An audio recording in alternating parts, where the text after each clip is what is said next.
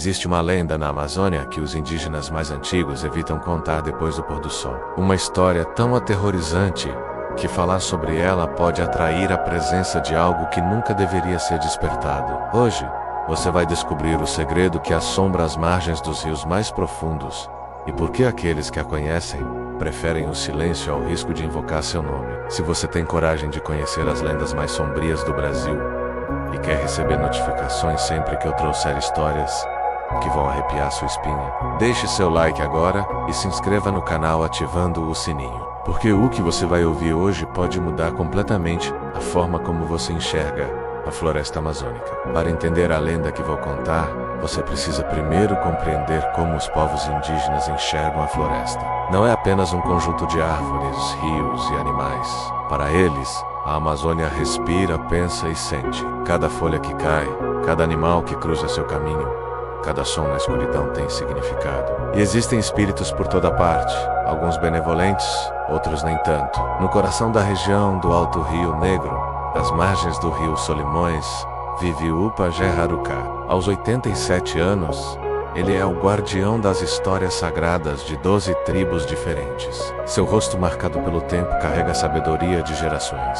Sua neta, Yara, com apenas 23 anos, estuda antropologia na cidade grande, mas sempre retorna à aldeia para aprender com o avô. Ela me contou que existem histórias que o pajé só compartilha em ocasiões especiais, sempre com rituais de proteção, porque na cosmovisão indígena, certas palavras têm poder. Pronunciar o nome de determinadas entidades pode convocá-las. É por isso que muitas lendas são contadas apenas durante o dia, quando a luz do sol oferece proteção natural contra as forças das trevas. Na maloca principal da aldeia, iluminada apenas pela fogueira central, o pajé usa pinturas corporais específicas antes de começar certos relatos. Artefatos sagrados são dispostos ao redor em padrão circular. Mas existe uma história que até mesmo o pajé Haruka hesita em contar. Uma lenda tão poderosa que, há aproximadamente 300 anos, na região onde hoje fica o município de Altazes, vivia uma mulher chamada Potira.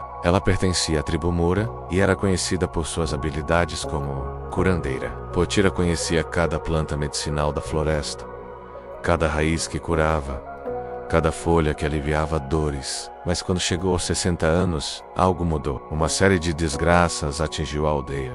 Crianças adoeceram misteriosamente. A caça escasseou. Os peixes desapareceram do rio, e os olhares de suspeita começaram a se voltar para Potira. O Toxoa Imbi, cacique da tribo, convocou uma reunião do Conselho de Anciãos. Sob pressão da comunidade aterrorizada, decidiram que Potira trazia má sorte e deveria ser banida. Ela implorou, tentou explicar que as desgraças eram coincidência, que ela jamais prejudicaria seu povo. Mas o medo já havia se instalado nos corações dos aldeões. Na noite de sua expulsão, Potira caminhou sozinha em direção ao coração da floresta, carregando apenas uma pequena bolsa com ervas. Lágrimas de raiva e dor corriam por seu rosto enrugado. Ela adentrou um igapó sombrio, onde a água escura refletia a lua minguante como um espelho quebrado. Ali, naquele lugar onde até os animais evitavam pisar, Potira gritou sua mágoa para a floresta. E a floresta respondeu. Anhangá, o senhor das sombras, o espírito maligno que se alimenta de dor e vingança, ouviu seu chamado. Ele apareceu como uma névoa vermelha que tomou forma humanoide diante dela. Sua voz era como o ranger de galhos secos. Ofereceu a Potira um pacto. Ela teria o poder de se vingar de todos que a rejeitaram, de viver eternamente aterrorizando aqueles que não demonstrassem respeito e hospitalidade. Em troca, ela entregaria sua alma humana e se transformaria em algo entre o humano e o bestial. Potira, consumida pela amargura, aceitou. Naquela noite de lua nova, ela cortou a própria palma da mão e deixou seu sangue pingar na água escura do igapó. Anhangá selou o pacto com um grito que ecoou por quilômetros. Potira sentiu seu corpo começar a mudar. Penas negras brotaram de seus braços. Seus olhos passaram a brilhar com uma luz amarelada no escuro. Sua voz se transformou em um assobio agudo e penetrante que gelava o sangue de quem ouvia. Potira desapareceu naquela noite. Mas 3 dias depois, algo retornou à aldeia. Durante a madrugada, um assobio estranho acordou os moradores. Uma figura encurvada, meio mulher, meio ave, caminhava entre as ocas, pedindo café e tabaco. Aqueles que ofereciam eram poupados. Aqueles que recusavam, bem, suas famílias encontravam suas marcas pela manhã. Arranhões profundos, como garras de ave gigante, doenças inexplicáveis, pesadelos que nunca cessavam. Assim nasceu a Matinta Pereira, condenada a vagar eternamente entre dois mundos, nem viva nem morta, buscando o que lhe foi negado em vida: acolhimento, respeito e as simples cortesias que todo visitante merece. Essa lenda pode parecer apenas uma história antiga, mas existem registros de encontros com a Matinta Pereira que aconteceram em tempos modernos. João Ribeiro tinha 45 anos em agosto de 1987. Era pescador experiente, conhecia cada curva do rio Tapajós como a palma de sua mão. 25 anos navegando aquelas águas tinham feito dele um homem pragmático, que não acreditava em histórias de assombração. Naquela noite de agosto, João estava retornando de uma pescaria bem-sucedida. Sua canoa ia cheia de tambaquis e pirarucos. Eram 3h47 da madrugada quando ele passou pelo igarapé do Maicá, a cerca de 12 quilômetros de Santarém. A lua minguante mal iluminava o caminho. Uma neblina densa começou a subir do rio, o que era estranho para aquela época do ano. João sentiu um frio súbito. A temperatura caiu pelo menos 8 graus em questão de minutos. Foi então que ele ouviu o assobio, agudo, penetrante, vindo da margem direita. João olhou naquela direção e viu uma figura humana encurvada, parada entre as árvores. Uma mulher idosa, vestida com roupas escuras e rasgadas. Ela fez um gesto, chamando João. Curioso, mas cauteloso, aproximou a canoa da margem. A mulher falou com voz rouca, pedindo café. Disse que estava perdida e com frio. João não tinha café, apenas água e cachaça. Ofereceu a cachaça. A mulher recusou com raiva. Disse que queria café, só café serve. João explicou novamente que não tinha. Começou a se afastar com o remo. A mulher gritou algo em uma língua que ele não reconheceu. E então João viu algo que jamais esqueceria. O corpo da mulher começou a se contorcer. Penas negras brotaram de seus braços. Seus olhos brilharam amarelo esverdeado na escuridão. Ela emitiu um som que não era humano, um misto de grito, de ave de rapina, com assobio agudo. João remou desesperadamente rio abaixo, mas a criatura o seguiu pelo ar. Ele podia ouvir o bater de asas gigantescas acima de sua cabeça. Sentiu garras arranharem suas costas por cima da camisa. A dor era insuportável. João remou por mais de 5 quilômetros sem parar, até que os primeiros sinais do amanhecer começaram a clarear o céu. Só então o bater de asas cessou. Quando chegou em casa, sua esposa, Dona Maria, viu o estado dele e chamou o médico. Dr. Carlos Mendes documentou tudo. As costas de João tinham 4 arranhões profundos, em padrão que sugeria garras de ave grande. As feridas estavam inflamadas, mas não infectadas por bactérias conhecidas. João desenvolveu febre alta, que durou 9 dias. Durante esse período, perdeu temporariamente a capacidade de falar. Apenas emitia sons guturais. As marcas nas costas nunca cicatrizaram completamente, deixando queloides que ele carrega até hoje. Se o caso de João Ribeiro já era perturbador, o que aconteceu com a família Silva em Parintins foi ainda pior. Março de 2003, seu Antônio Silva, 52 anos, era comerciante na cidade. Homem pragmático, não acreditava em lendas. Sua esposa, Dona Raimunda, professora de 48 anos, conhecia as histórias, mas tentava racionalizá-las. Eles moravam com os 3 filhos em uma palafita às margens do rio Amazonas. Lucas, o filho mais velho de 16 anos, era estudante dedicado, sonhava em fazer medicina. Tudo mudou na noite de 15 de março. Eram 2h15 da madrugada quando o assobio começou. Agudo, insistente, vindo de algum lugar próximo à casa. Seu Antônio acordou sobressaltado, mas decidiu ignorar. Devia ser algum pássaro noturno, pensou. Voltou a dormir. Na noite seguinte, o assobio retornou. 1h43 da madrugada. Dessa vez mais próximo, praticamente na janela do quarto. Dona Raimunda sentiu um calafrio. Lembrou-se das histórias que sua avó contava sobre a Matinta Pereira. Sugeriu ao marido que deixassem café na janela, por precaução. Seu Antônio riu dela, chamou-a de supersticiosa. Trancaram todas as portas e janelas. Tentaram voltar a dormir. Mas então ouviram sons de arranhões no telhado de palha. Algo pesado caminhava lá em cima. Na terceira noite o assobio começou ainda mais cedo. 00:30. Seu Antônio irritado com a falta de sono acumulada. Abriu a janela e gritou para quem quer que estivesse lá fora que não deixaria nada, que não acreditava em histórias de velhos e que fosse embora. O assobio cessou abruptamente. Um silêncio pesado caiu sobre a casa. E então uma voz rouca, feminina, disse claramente: recusou o que pedi, agora paga o preço. Na manhã seguinte, Lucas não acordou. Seu corpo estava gelado, mas ele ainda respirava. Os pais desesperados o levaram ao hospital. Os médicos não conseguiam explicar. Todos os sinais vitais estavam extremamente baixos, como se ele estivesse em hipotermia. Mas a temperatura ambiente estava em 32 graus.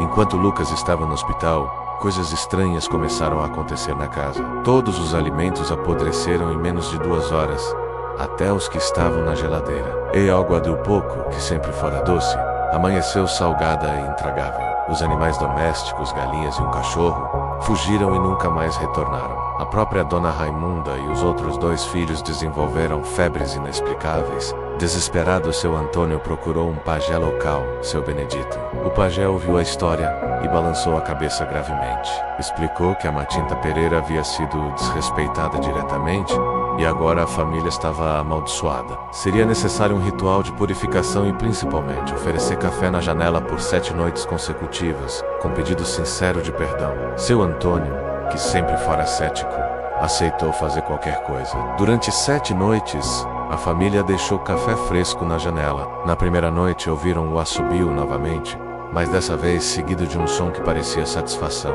Na manhã seguinte, a xícara estava vazia. Gradualmente, ao longo das 7 noites, as condições da família melhoraram. Lucas acordou do estado de torpor. As febres cessaram, mas a família nunca mais foi a mesma.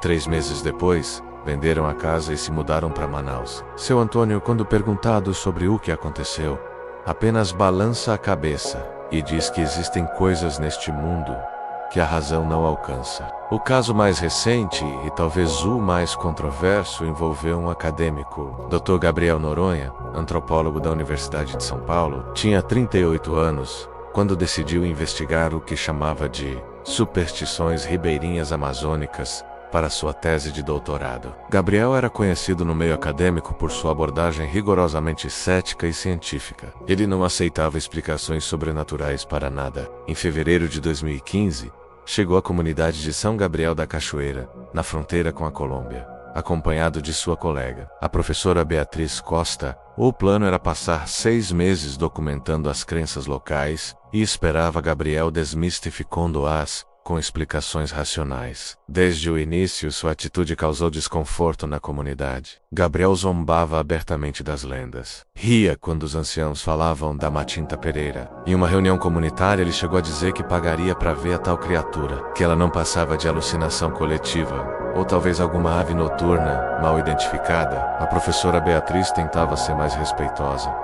mas Gabriel a acusava de estar indo na ativa, perdendo objetividade científica. Os moradores locais alertaram Gabriel repetidas vezes sobre o desrespeito. Diziam que falar assim poderia trazer consequência. Gabriel apenas anotava essas reações em seu caderno de campo, tratando-as como dados etnográficos interessantes sobre comportamento supersticioso. Na última semana de sua estadia, Gabriel decidiu acampar sozinho às margens do Rio Negro, em uma área isolada. Queria provar que nada de sobrenatural aconteceria. Instalou sua barraca, montou equipamento de gravação de áudio e vídeo e se preparou para passar a noite. Beatriz ficou na aldeia, preocupada com a teimosia do colega. Entre 1 da manhã e 4 da manhã do dia 17 de novembro de 2015, algo aconteceu naquele acampamento. O que exatamente só Gabriel sabe, e ele nunca deu uma entrevista detalhada sobre aquela noite. O que sabemos vem dos equipamentos que foram encontrados e dos breves comentários que ele fez. Gabriel acordou com um assobio dentro da barraca. Quando abriu os olhos, uma figura estava sobre ele. Nos segundos seguintes, ele ouviu uma voz rouca perguntando se ele ainda queria ver a Matinta Pereira. Gabriel gritou, tentou sair da barraca, tropeçou em suas próprias pernas. O gravador digital continuou funcionando. Análises forenses posteriores dos áudios captaram sons que não puderam ser identificados. Não eram de aves conhecidas, nem de mamíferos amazônicos catalogados. Havia também períodos de estática inexplicável e o que parecia ser uma voz feminina, falando em língua desconhecida. A câmera digital foi encontrada com a lente trincada, como se algo a tivesse golpeado com força. As últimas fotos no cartão de memória mostravam borrões de movimento e, duas delas, o que parecem ser olhos luminosos amarelos, refletindo o flash. Gabriel foi encontrado 8 quilômetros rio abaixo, descalço, com os pés em carne viva. Estava em estado de choque profundo, não conseguia falar coerentemente. Levaram 3 dias para ele recuperar a capacidade de comunicação normal. Ele nunca completou sua tese de doutorado. Abandonou a carreira acadêmica 6 meses depois. Hoje trabalha com projetos de apoio a comunidades indígenas,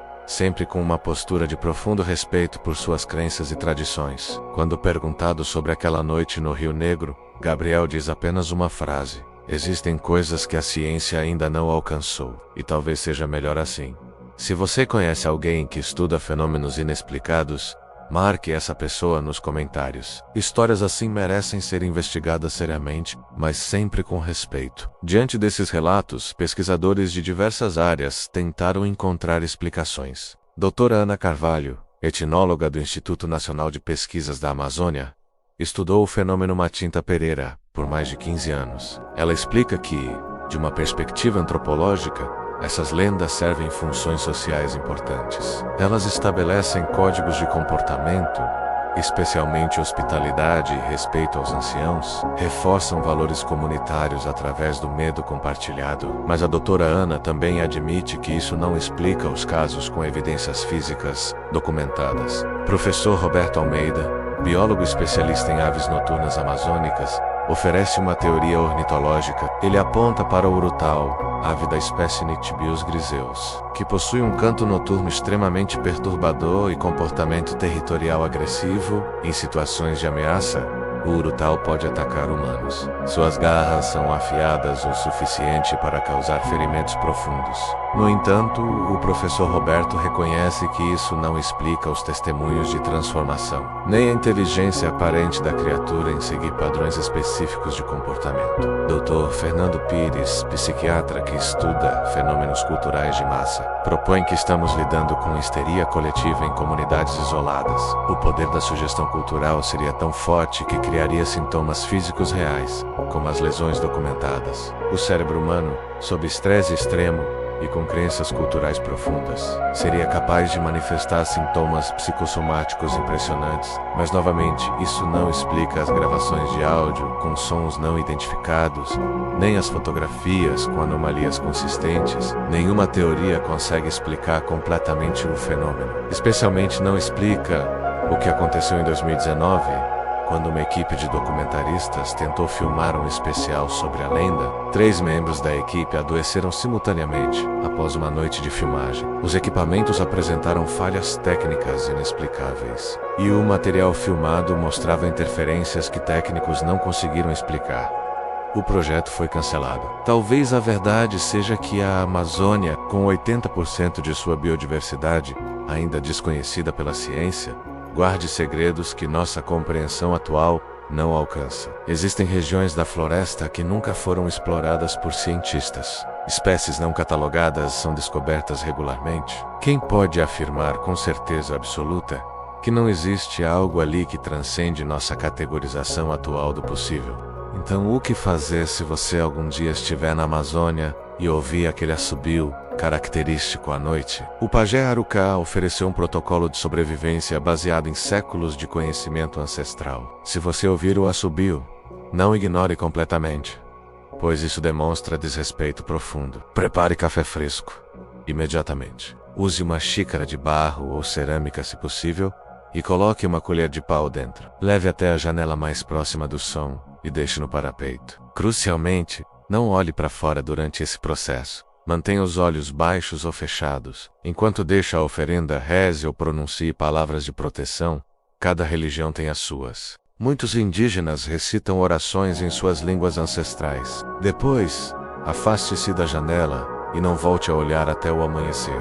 Se você avistar a criatura diretamente, as regras mudam. Nunca tente capturar, fotografar ou perseguir. Isso é visto como agressão e provocará reação violenta. Abaixe o olhar respeitosamente, como faria diante de um ancião. Ofereça verbalmente o que ela pede, mesmo que não tenha no momento. A intenção de respeito conta. Retroceda calmamente sem dar as costas. Entre em casa e tranque todas as portas. Proteções tradicionais incluem certas ervas. A ruda plantada ao redor da casa oferece barreira espiritual. Alho bravo e mucuracaá podem ser queimados para criar fumaça protetora. Amuletos como o patuá benzido, rosários ou dentes de jacaré são carregados por muitos ribeirinhos. E nunca, jamais, faça o seguinte: desafiar ou zombar da entidade. Recusar um pedido direto quando você tem meios de atender. Falar seu nome 3 vezes consecutivas à noite, ou tentar seguir a criatura até seu refúgio na floresta. Quando o sol começa a nascer sobre o rio Solimões, retorno à maloca do pajé Haruká. Yara está preparando um mingau de mandioca para o café da manhã. O ancião está sentado em sua rede, olhando para a floresta que desperta. Pergunto a ele o que a lenda da Matinta Pereira realmente significa. Ele sorri, revelando poucos dentes, e responde com voz suave mas firme. A Matinta Pereira ensina respeito, ele diz. Não importa se você acredita ou não na existência literal dela, o que importa é que você respeite a floresta, porque ela é maior e mais antiga que qualquer um de nós. Respeite os anciãos, porque eles carregam sabedoria que pode salvar sua vida. Respeite o desconhecido, porque o mundo é infinitamente maior que nossa compreensão limitada. As lendas não são apenas histórias para assustar crianças. São códigos morais ancestrais, sistemas de proteção desenvolvidos através de gerações de observação e experiência. São a forma como culturas preservam conhecimento vital em sociedades de tradição oral. E talvez, apenas talvez, sejam também registros de encontros com algo que realmente existe, além dos limites do que chamamos realidade. Yara se junta à conversa. Ela conta que, quando criança, achava que as histórias do avô eram fantasias. Depois que foi para a universidade, aprendeu a analisá-los criticamente buscando explicações racionais. Mas quanto mais estuda, mais percebe camadas de significado que a análise puramente racional não captura. Existem verdades que transcendem o factual, ela diz. Verdades sobre como devemos viver, como devemos nos relacionar com a natureza e uns com os outros. O pajé Haruká termina nosso encontro com um aviso. A floresta amazônica está desaparecendo. Com ela, desaparecem as culturas que habitam há milênios. Quando o último pajé morrer sem passar seu conhecimento adiante, quando a última língua indígena se calar, perderemos mais do que biodiversidade. Perderemos sistemas inteiros de conhecimento sobre como existir em harmonia com o mundo natural. As lendas morrerão, e com elas, as proteções que ofereciam. Talvez então descobriremos, tarde demais, que algumas dessas histórias eram mais reais do que imaginávamos. O ancião se levanta, caminha até a beira da floresta e olha para as árvores cobertas pela névoa matinal. Ela está ouvindo, ele sussurra, quase inaudível. E então, vindo de algum lugar distante entre as árvores, um assobio agudo, penetrante, inconfundível. Você teve coragem de chegar até aqui. Mas existem dezenas de outras lendas ainda mais perturbadoras esperando para serem contadas. Se inscreva no canal para continuar essa jornada pelo folclore sombrio brasileiro. Ative o sininho para não perder as próximas histórias. Deixe nos comentários. Você acredita na Matinta Pereira? Já ouviu algo inexplicável à noite quando estava próximo da natureza? Compartilhe sua história conosco. Vamos criar uma comunidade de pessoas corajosas, que não têm medo de explorar os mistérios que ainda existem neste mundo. Mas lembre-se de uma coisa, especialmente se você algum dia visitar a Amazônia. Algumas coisas preferem não ser mencionadas após o anoitecer. E se você ouvir um assobio estranho à noite, tenha café preparado, porque o que você aprendeu hoje pode não ser apenas uma história.